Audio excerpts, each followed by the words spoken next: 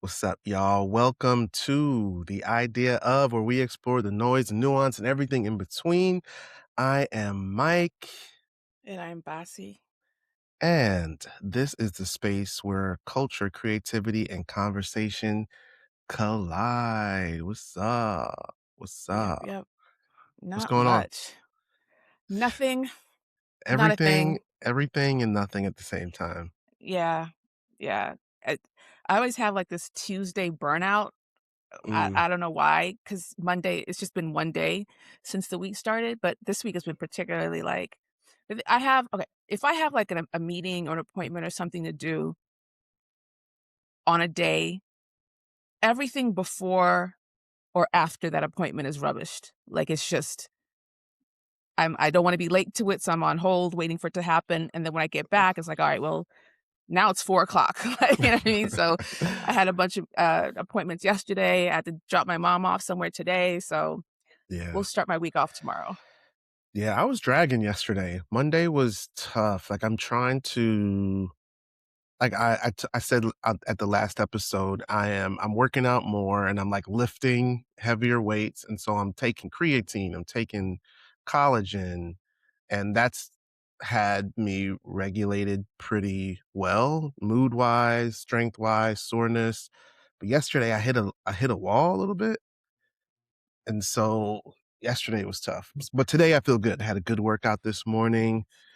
Um, feeling focused and just there's a lot to talk about, and I feel like we are uniquely positioned to have, like, a really rich conversation. Okay, hold on. Let me look at your little thing What? for And I've your been little looking docket. I was like, all right, docket. and I've been looking forward to just, like, I don't know, I've had, like, a few moments of clarity over the weekend in particular.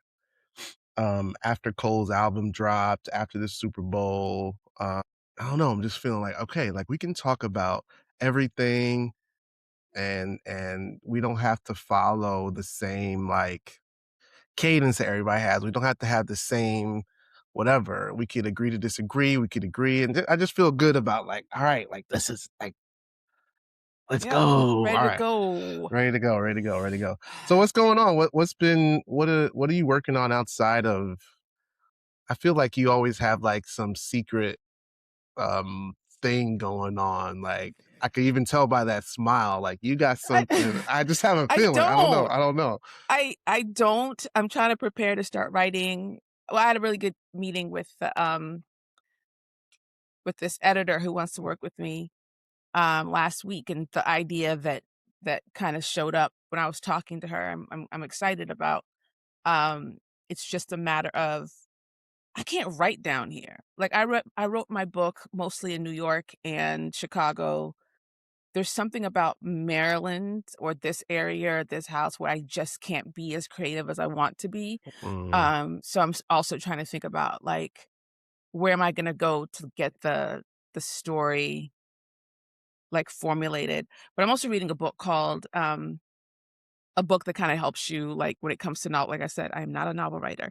A book that kinda helps you think about writing as a novelist as opposed to a memoirist or a nonfiction person.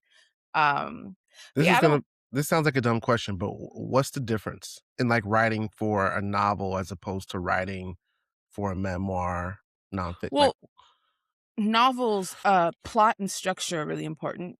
Um, the because you're way that telling a I write story. Like it's more of a right, story. Okay. Okay. right. Got it.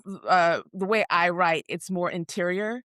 So I'm telling you thoughts and I'm trying to explain certain things to you based on how I feel about things, but there's no linear outside structure or narrative or storytelling. And you can do Mm, that. You can be interior in a novel, but it has to have a plot. It has to have some movement.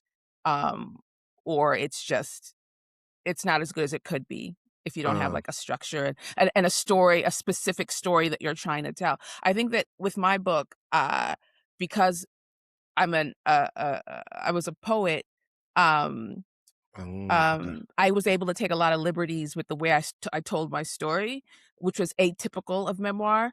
Um but would be pretentious if I tried to do that in a novel.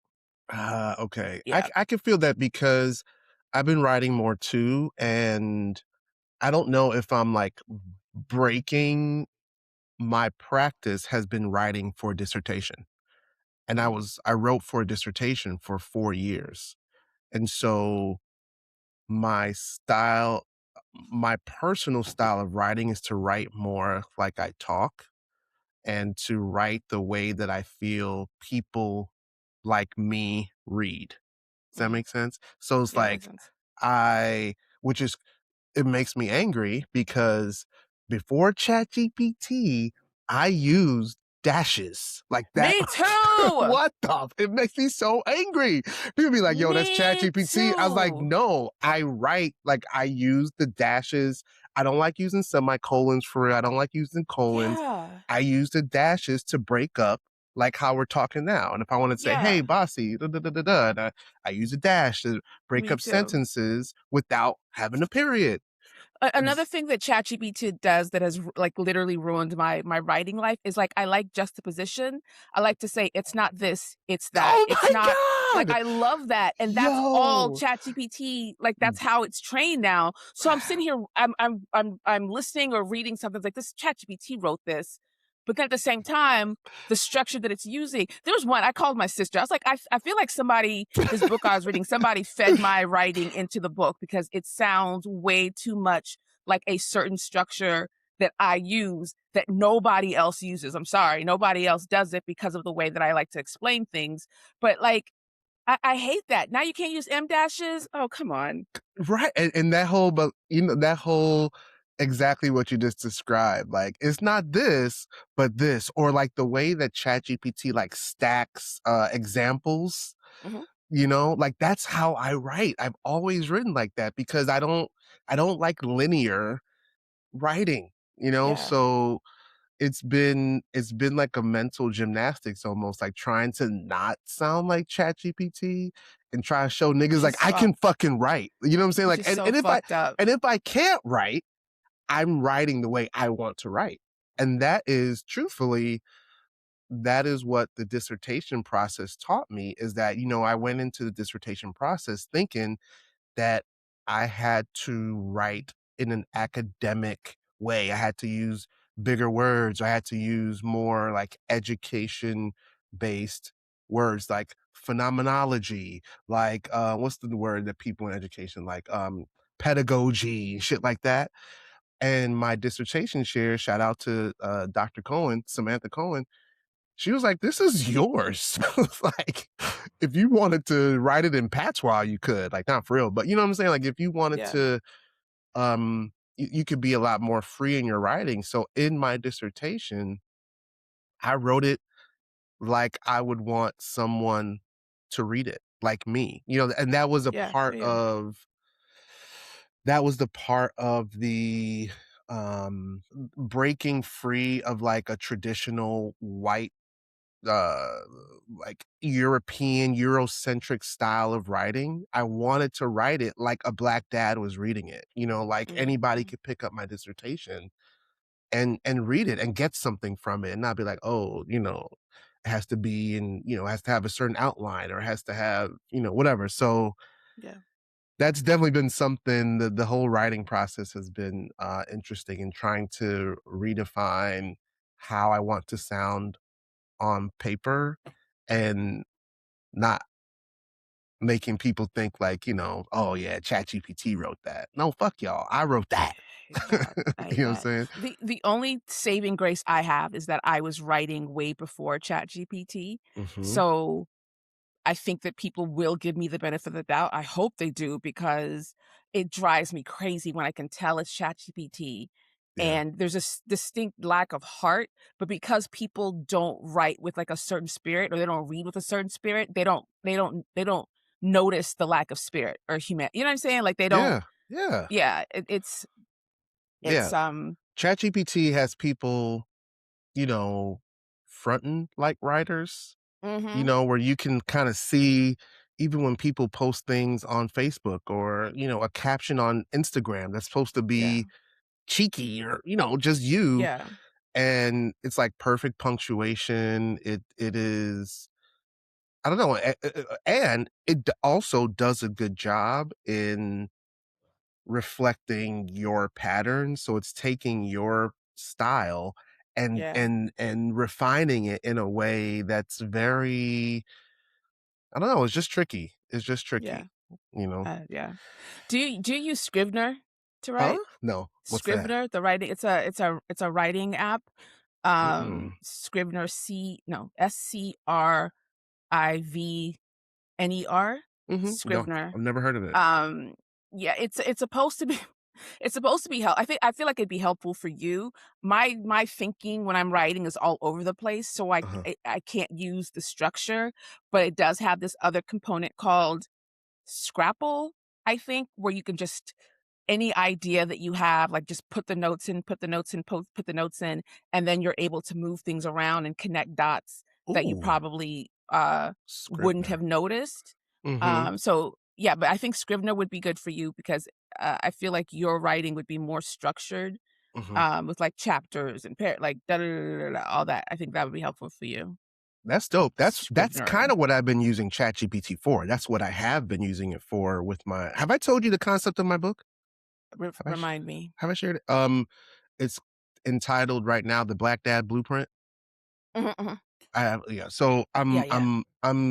I've reshifted it and and redone my outline to the point where I feel like what you're describing can help me, like, get out of the phase of, like, structuring it before I start, right? Mhm, Like, I probably spent last year, I probably spent 2 or 3 months just like, "Alright, like, this is the pattern I wanna follow, this is the chapter arc I wanna follow, this is the mhm, story I wanna tell," and um I'm purposely writing in, like, an academic and dynamic and colloquial way, and mhm, so but it took me so long to, like, start writing words as opposed to just, like, planning to write. But what I did was I dumped all of my thoughts into ChatGPT and like, this is what I want the book to be. This is, this is the message I want. This is what I want people to feel. Like, help me outline it in a way, and mhm. it really really helped for that. But Yeah. the concept of my book is the Black Dad Blueprint, and it's essentially the idea is I'm going to get Jay Z to write the foreword. All right, seriously, um, ideally, but essentially, it's Inshallah. I don't know why. That's always funny when people use that out of context. I don't know why.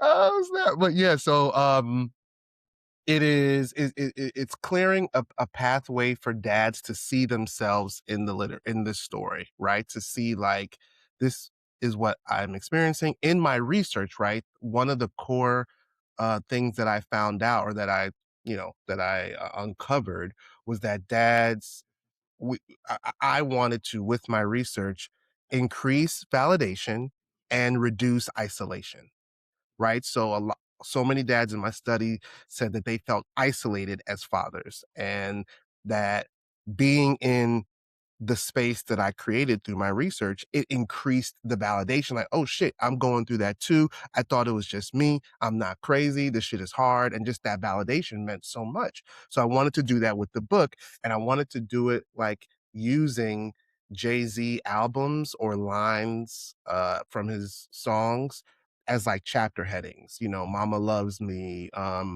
Oh, uh nice. I'm like a brain in a voice box. I speak my mind, like shit like Yeah, that. that's dope. And the counter message is that so many black men were raised by hip hop when our dads were not there or were there in ways that we didn't want them to be or didn't think they were, all that like When your trying to biological couldn't bother. exactly like trying to figure out like who raised us, right? Like who and for so many of us, the music raised us. Like we took components from hip hop and allowed that to be the cornerstone for how we thought. And so, and how we move through life. So I'm using Jay-Z album titles or song titles to be the thread through the book. So ChatGPT helped me to uncover like a path forward for that. So It's cool. That's cool. we shall see. So how was your weekend? Did you watch Super Bowl? I forgot about the Super Bowl. Okay, you know what? The cousin Let's just the let's cousin just chat let's just the close this cousin now. chat was the cousin chat was blowing up, and I was like, "What are they talking about?" And I was like, "Oh," Only and it wasn't Bassey until could. like 10:30. I was like, "Oh, my cousin said the same thing. Only Bassey." I was like, What? first of all, shut up. How? I was reading. I was like, what the fuck I was doing? It came and went. And I was like, oh crap. And I was like, well, who won? And I found Okay. out the next morning the Seahawks won. And I was low key rooting for them, even though, I don't know anything. Um, I watched all the Pro Bowl stuff. Oh, the worst part of the Super Bowl weekend, you watched the Pro Bowl. I watched that stuff. So It was on YouTube. did you get a chance to see Bad Bunny? I saw it yesterday. I Okay. I All I right. made sure I went through and looked at it or watched it. When you put it on the thing, I was like, "Oh, I need to watch this," and I watched it. Oh I my I think I God. watched it twice, 2 or 3 Uh-huh. times. What are your Yeah. thoughts? What were your what did you hear about it going into it since you're not like as connected in the football world? And what did you feel like after? What do you mean, what did I hear about it before? I mean, Like I what know all the white people were upset what were you like and expecting in his performance? And just from a performance perspective and then like the political, the all the other stuff I surrounding knew it. he was going to make a statement. I didn't know how he was gonna make the statement. I know enough, like, I'm not familiar with Bad Bunny's music. I Mhm. know him from one specific thing, and it's so irreverent and doesn't who cares? But so I knew he was gonna say something. I knew his stance on, like, only his shows were only in Puerto Rico, and he's not doing shows in North America or in America because of so I could figure out that there was gonna be a political message. I didn't know how it was gonna be, um, delivered. Mhm. Um, and watching it, I don't speak a lick of Spanish, Not a not a bit. Mhm. single word of Spanish, but I was able to see what he was doing in the same way that not in the same way, but in a similar way. I think I caught Kendrick stuff like immediately, like, oh, this happened. That like I knew immediately what he was doing. And it took Immediately. until the first watch, reading some things, looking at or watching some people talk about it, like, on YouTube, and then watching it again, I was like, "Oh, okay. Alright, this was He was fucking spitting. incredible. Yeah, yeah, he This was was in spitting. fucking incredible." Somebody even, like, did the English translation of what he was saying, and I was like, "Oh, well, fucking hell, like, this is amazing. This is Goodness gracious. amazing." It was so good. Like so very good. I Bad Bunny. So my experience with Bad Bunny prior to this last album, right? Um, I don't like a whole lot of gimmicks in my music, like in how people present themselves. Like I saw Bad Bunny as a caricature, and I just Mm-mm. thought he was like he had the funny braids from the hat. There was a time where like it was all this like cloud around him, like his sexuality, and I was like, oh, Mhm, he's one of mhm. Yeah. those. Same. When I say one of those, like one of those that are like using his sexuality to, Provocative, gets the people yeah, like, going. oh, he's gay, he likes men Right and women. before Oh right my before you God. You know what I'm Right before you go on, I also for years thought that Bad Bunny and J Balvin were the same person. saying? For a short time I did too, Yeah, because actually. Yeah. it was like a Tip Ti thing in my mind. I was like, "Oh, it's just different that's genres or his eras of that's the his same person." counter person. Yeah, yeah, yeah, Yeah, and yeah. then I realized, "Oh, no, J Balvin's a whole other person." Okay, but yeah, go ahead. So I wasn't, before his last album came out, I never paid attention to him. I heard people saying like, "Oh man, he's the greatest. He's this, he's that." But with his last album, I really listened to his album. Mm, I can't remember if his album came out right before he announced he was going to be in the Super Bowl, or after. But I listened to his album a lot. It was one of my most listened to albums last year. Don't I my mother's Cuban, so I grew up with Spanish being spoken around me. I took Spanish all through high school, so I could speak it a little bit. I understand it better than I can speak it. And so I was able to, on the album, pick up some of the themes. And he released like you should, if you haven't seen the, like a 20-minute like album interpretation where he Mm-mm. went through like, 5 or 6 songs, and then there was like some filming he did, like a story he was telling through the album. Where's that? Where's that? It should be on YouTube. It should be on Okay, YouTube. It I'll it look was for it. like it came out when his album came out, and it Okay. was a story about there was a older gentleman that was like watching what was happening around Puerto Rico. It talked about like the tourists that didn't care about the country. It talked about a lot of things that I feel like similar to what folks might experience in Hawaii, and like the movement in Hawaii where like they don't want tourists coming in, like they're taking the culture, that kind of thing. Mm, And he talked about that throughout the album of like it wasn't really anti-American, it was anti-colonialism, mm, anti-imperialism, like, yeah. um, encouraging Puerto Ricans to keep the island, Mm, right? He talked about, rich white folks coming to the island and buying houses, all the stuff you would expect. So I was like, oh, mm. he has a real message, and the album just sounded good. What I knew of his music before this last album, it sounded like pop. It sounded like oomps music. Yeah, I didn't know It he was a rapper. I me didn't I thought he was just a pop what you just artist. said. Thought he was like a Yeah. house pop or whatever. Right, like a kinda reggaetonish, Mhm. but, like, not as bassy, and so Yeah, I kinda shrugged, just shooed him away. that's exactly what I thought. But the album is just it's so Puerto Rican. Like, it's so, um I gotta tell a story about Puerto Rico later, but, the album was just phenomenal, and the show captured the island in a way that Kendrick captured LA. You know what I'm saying? And from the pop out to the Super Bowl performance last year to GNX, like the parallels are so insanely similar. Mm. Even from the way that, we were talking about last week, that like it didn't really align to me, like that LA sound in GNX, and some people just loved it. It's the same with Bad Bunny's album. It's like so Puerto Rican? uh regional, like Mhm. cultural in that way. And the performance was just like I found myself getting emotional watching the performance the same way I did with Kendrick. Like really Mm. it was so parallel to me.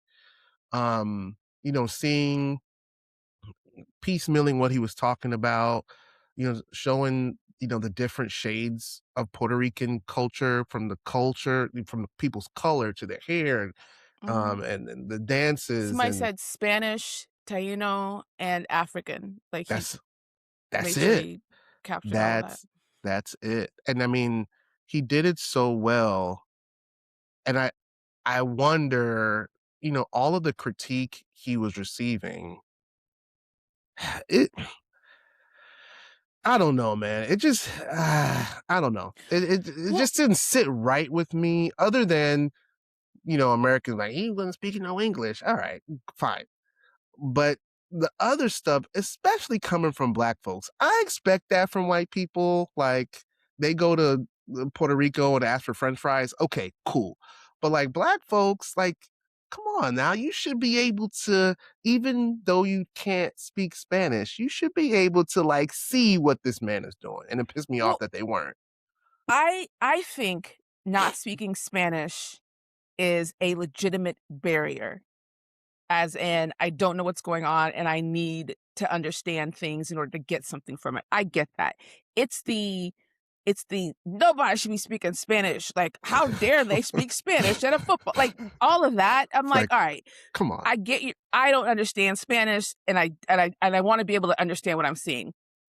I get that. It's the other stuff that was, like, too much. And just on that thing, I saw so many, Latina people, like, crying and Crying weeping real and watching and, tears. like, real tears. And I am pro like, next week, if they wanna have some next week, next year, if it's gonna be I don't wanna say K-pop 'cause I hate K-pop, but, like, some Asian artist Right. breaking Yeah. down their, Yeah. their Asian American experience. I'm all for that. I feel like it's important for people to see themselves and to be seen and to have other people see them because there's a lot that I learned and a lot that other people learned watching this or went out to, just like Kendrick went to go look up, like, okay, what is Yes. this?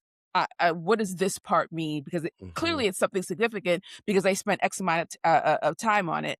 Um, I wish that, and this, I don't want to be this divisive, but I'm gonna say it anyway.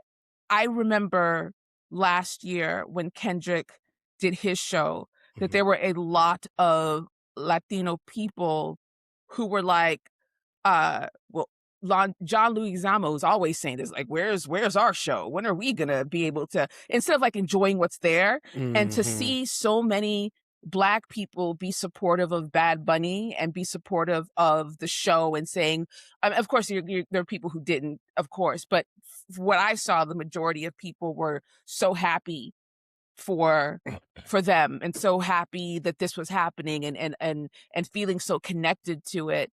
And it just always makes me feel a way that Black people are so celebratory and people don't often reciprocate that. Yeah.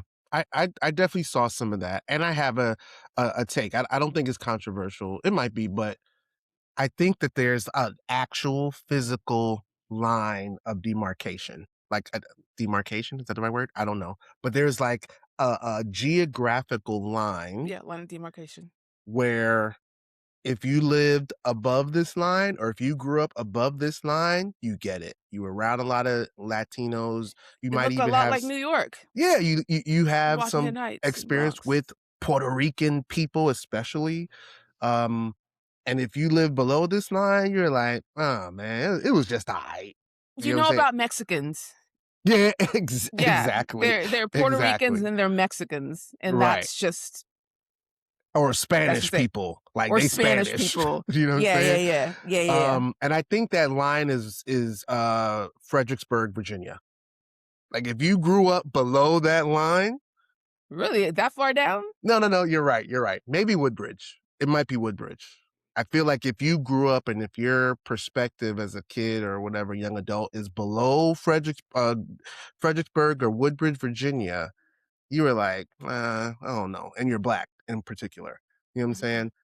Folks above that line, Black folks, that we're talking about, I think they got it and they were able to, see through the language barrier and really see it for what it was. I just don't understand how you can see that clip or watch the performance, see what it meant to so many people and be like, "Nah, that Yes, shit was whack." Like, that's what I'm how could you saying. look at like, my mom was bawling. I've seen so many people, so many videos of people, like, crying real tears just at seeing someone from where they are from. And seeing someone from where they're from capture the minutest of parts of their culture, like Mhm. things that we wouldn't, on the outside looking in, don't know. But like, Right, right. I knew about the, was it the Paragua? The little, Patagoas. I was yeah, literally gonna mention that. Yeah, I was yeah. So literally gonna mention that. they don't Yeah. understand how important that is. I lived in New York. I know what that means to a bunch of kids. Like I understand it. Exactly, Um, exactly. And apparently the woman that was selling the Pataguas, is actually Paragua. from Puerto Rico, and, like, she has a Oh, shop word? there, like, they had the name that was on her little stand is the name of her actual shop in Puerto Rico. Oh, that's dope. So it's just, like, shit like that. I just think it was The little such boy that he handed the Grammy to, mhm. like, oh, and I want to give a shout out to Charm Ladonna. She choreographed Oh, I she didn't choreographed know. Rihanna, Kendrick, Beyonce's and this. She and oh, Beyonce's Beyonce's too. halftime bowl, the halftime. Yes. Yes, yeah, yeah, yeah. Yes, she did. That's crazy. Like, Yeah, she's a that is beast. phenomenal. That is She phenomenal. is I a just found that out today. beast. This morning. I just found that out. I suspected because there was a part where the three, like, it was literally white passing, native, and then a Black woman, and they were doing the little neck thing. I was like, oh, that's all charm. That's all charm, Mm, Ladonna. I didn't even peep that moment that it was like those 3. But speaking of, I want to tell my Puerto Rico story real quick. All right, so years ago, I used to work for a company that had an office in Puerto Rico. I won't say their name because I think they hate me, but that's a story for another day. And and we went to Puerto Rico for a work trip. I think we were there for like 4 or 5 days, 3 or 4 days, something like that.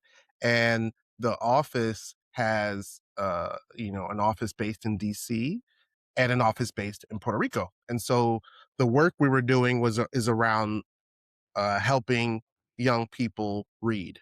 So we were doing similar work in DC, working with families in DC, and they work with families in Puerto Rico. And this was the first time that the two offices had come together. So we were in meeting spaces, you know, working together, brainstorming together with the folks from Puerto Rico. And I remember I went over there. That was not my first time in Puerto Rico, but that was my first time like working with Puerto Ricans, like that are native to the island with that context. And my perspective of Puerto Ricans were Puerto Ricans from New York, right? Mhm, Um, and when we went to Puerto Rico, so many people in the office that we were working in were fair skinned, right? And there's a thing, and in every Latin country, in every country in the world, right? yeah, Dark skin, yeah. like Mexican, Puerto Rican, everybody, Dominican, Cubans, even. And I went over there kind of pompously, like, "Yo, where my people at?" You know what I'm saying? Like, how come ain't no I? I was like homeboy from Do the Right Thing. How come you ain't got no black people on the wall? Like, I was literally like, "Yo." Boycott Sal's. I was I went over there like so ignorant, I guess. No, it was ignorant. It was pure ignorance. And one of my Puerto Rican colleagues, I'll shout her out because she's a friend still. Her name is Lourdes. Lourdes. And I was like, where are my people? Like, where are the people? And she was like, Mike, we are your people. And I was like, what you mean? Like, I was indignant. I was like, and she was like, we are your people. And I did not know. It's like I knew it, but I didn't know the Mhm, African influence in Puerto Rico. Like, I knew it on paper. I knew about the drums and the music, but I didn't know about how it takes place on the island, mhm, right? And so we actually went to a town in Puerto Rico called Loiza. And apparently, when we went to that town, it was all dark-skinned people, mostly dark-skinned people. We learned about the history that, with the slave trade and Africans, this is where they centered. It was poor. It was more poor. It was, we went to one of the schools and it looked like Blue High School. Like it was like that. And we learned about the bomba and the African influence, the drums and all of the history the food. and the food. S More than any other island that I've been to, the fairer skinned Puerto Rican, many of them, not all of them, but many of the fairer skinned Puerto Ricans, they still be like, I'm African. And they like Yeah, really believe that shit. yeah, Unlike, kind of the stereotype of Dominican Republic, like, yo, Papi no black. Like yeah, in Puerto Rico, they like, yeah, yeah, my ancestors are African yeah, and Taíno and Spanish. And we have space to see and engage with all three in different ways. And it was just like something so small was just so profound to me. yeah. And that's what I saw in Bad Bunny's performance. You know what I'm saying? Like I Mhm, yeah, saw that like I think sometimes black people look for like the explicit. I want to see African, I want to see the mask and I want to see, I want to hear this kind of beat. I want to see this kind of dance. And in Puerto Rico, it is literally mixed into everything where they are constantly acknowledging where they came from, mhm, how, this side of my family is the African side and they have darker hair. And yeah, there were some issues there, the same way light skin, dark skin in the United States. But that was just such a learning experience for me. And ever since then, I've said this is like 10 years ago now, 8 years ago. Puerto Rico is my favorite island to go to. Not because, the beaches and all that, it's great, but it's just like the people feel like family, like straight up. I wanna go to Cuba for that same reason because I wanna experience that, but shout out to Bad Bunny in Puerto Rico. It was really Yeah. dope. Really, Yeah, really dope. it was really beautiful. Uh, there's something you were gonna say. I think that this goes back to the Black people who were not really feeling it or didn't want it, like, being able to see and understand when you see the sugarcane fields in the very beginning, seeing that Oh they were my both god. like, they were both enslaved and colonized. Like, Right. that's a lot. Enslaved Right. and colonized on their island. On their island. And I have to give some grace to the people who didn't know that Puerto Rico was an American, not the racists. The racists can keep it. Go to But hell, the right? people legitimately who didn't know that Puerto Rico was an American territory. I give the people who were like, "Wow, really?" As opposed to people who just, are being racist Yeah. about it. I don't care And about even them. that is complicated, right? Because what we learned when we did a whole bunch of tours while we were there, but what we learned is that there are some Puerto Ricans that don't wanna be American, Mhm. that Mhm. don't want to be a part of our government, and their Yeah. government is shifty, and there's like Mhm. like a bunch of shady shit going on, like any government, but like there is like the elite Puerto Ricans, elite status, like they have some foul shit going on just like we have here. And Mhm. there's some connections, there's money, there's all this stuff. There's a Russian connection there. There's like all these like undercurrent stories. Um, when we went It's to always the island, temptation. you know what I didn't know also? Did you notice that his flag, the Bad Bunny's flag, was like a lighter blue? Like the blue in the flag was like almost like a baby blue?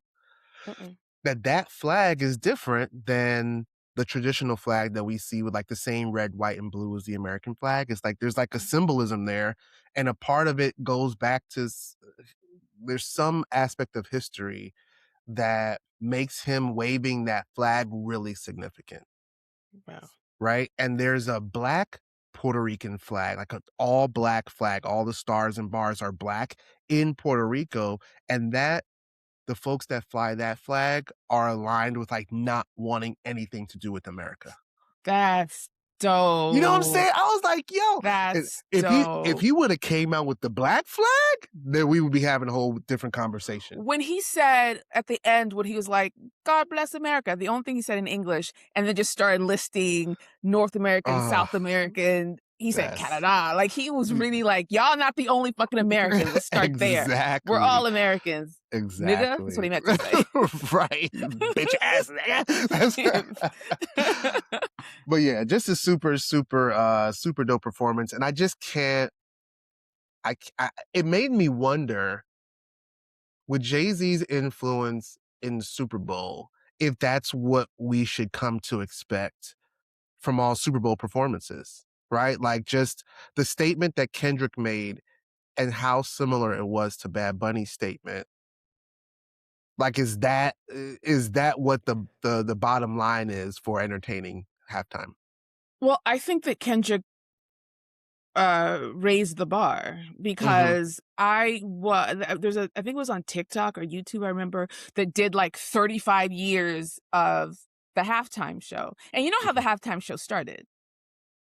I feel like I heard it recently, but I can't remember. What was it? Um, during that I don't know, 15, 30 minutes, Fox had a new episode of In Living Color.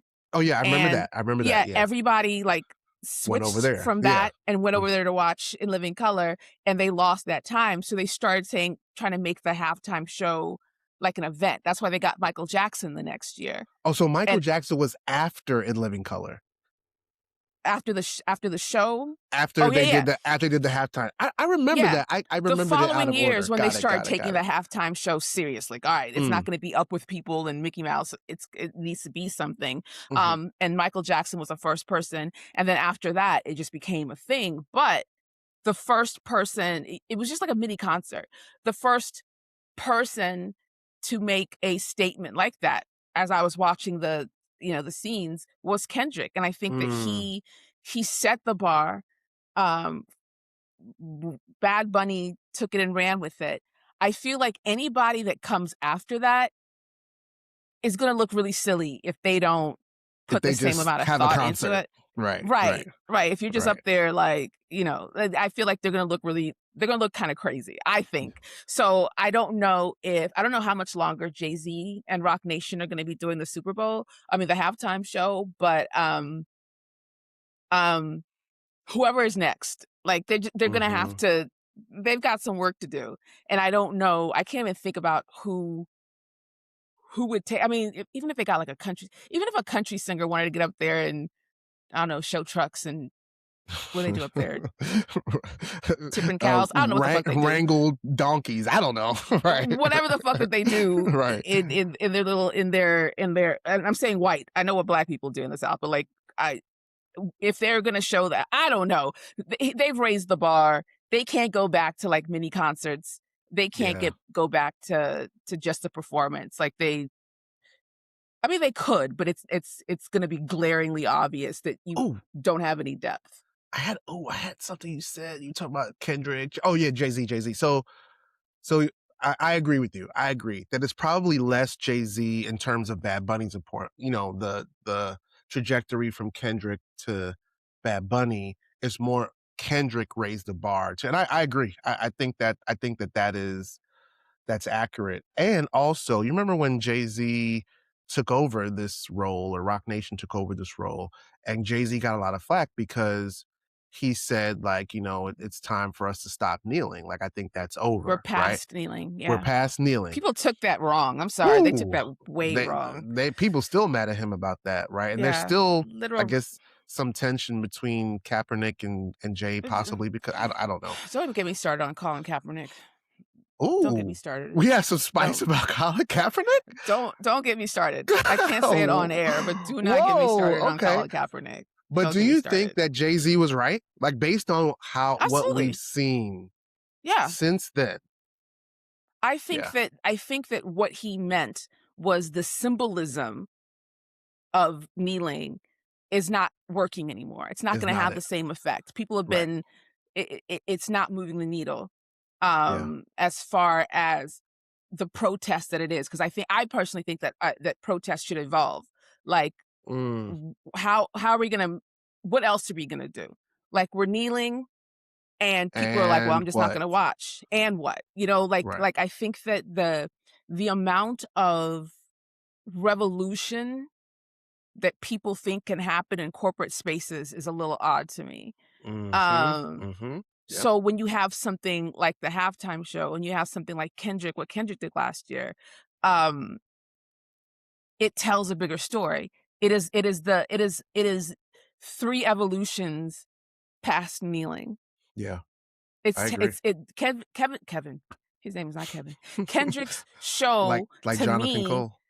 Jonathan Cole, Kendrick's show to me did everything that kneeling started to do, and Mhm. then got kind of like in that when you put people in a position where they can in their minds justifiably criticize something, it stops being effective, Mm, right? So yeah. and I feel like I think that that's what Jay-Z was saying, because if he didn't believe that, we would not have gotten Kendrick. We would Right. not have gotten, um yeah, I think that even with what Bad Bunny did as a reflection of ICE and what's going on with ICE, Mhm. and not saying "fuck ICE," which is what people wanted him to do, They want but how they but wanted him to say it so bad, yeah. that's so ineffective. That's performative in a Yeah. way that an actual performance is more effective. Right. Like Um, using your art. When people yeah, say like use your platform, it's not just like go up on stage like at the Grammys or an award show and be like, fuck ICE. It's like yeah, write a song about it. Like you yeah, perform it, provide yeah. some visuals to align with Tell that the sentiment. story of who, um lying people are in the world, not in America, not Mhm. here, but like this is who we are without y'all. This is who Mhm. we are Yeah. outside of whatever you've constructed. We these are the things that we have. I'm not trying to prove anything to y'all. I'm just showing you how you're wrong about it. And Mhm. and the statement to me is, and this is just as a writer and things that I like to look at as a writer. What's being said is is louder than what's not being said, but what's being said is a reflection of what's not being said. Mm, You know what I yeah. mean? Like, Yep. explicitly. Yep. So I think that it was more effective than Fuck Ice, because Fuck Ice is so not polarizing, but it's just like, this is a better story. This is a Yeah. better impact. This is a better way to get that sentiment across without giving people permission to I don't like cursing, and shutting it down in a way that is like, okay, we're not talking about cursing. We're talking Right. about this. You know what I mean? Yeah. Yeah. Yeah. And I feel like Yeah. people, the white folks that I've seen criticizing the performance, they're almost responding to the performance as if he said "fuck ICE."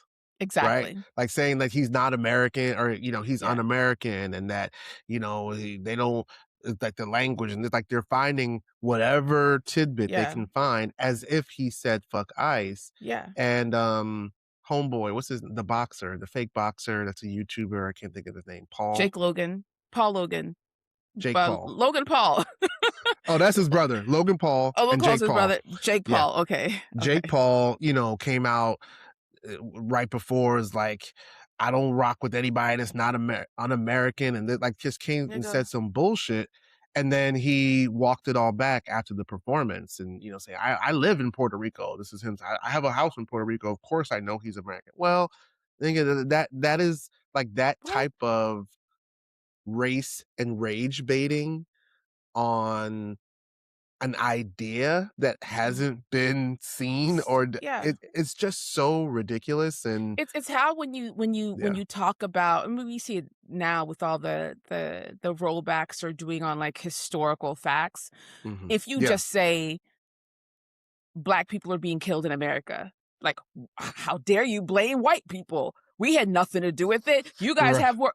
We didn't even talk about. We didn't say shit about y'all. We say nothing about you. We ain't say Right, right, nothing about y'all. Same right. hit dog holler thing that happened with Kendrick is the same hit dog hollering thing now, because he never. There's nothing. If you watch that performance, aside from his existence being political, you could watch that and not feel any kind of way about your politics. And I mean that in the, you're watching people get married, you're watching a little boy, you're watching dancing, you're Dancing, watching, right, right, flavored ice. Like, you know what I mean? Like, that's what you're looking at. Like, that's what you're seeing. Even if you don't right, understand Spanish, that is what you're seeing. And I think that a lot of right. it too is they think there was some hidden message in the Spanish, as though they don't Yeah. have Google Translate. Like, Right, right. you You could could have have figured out put what he was saying. exactly. You could have put Google Translate up to the phone and looked in real time what he was saying, right? Exactly, Yeah. exactly, but, that's too much Um, like right.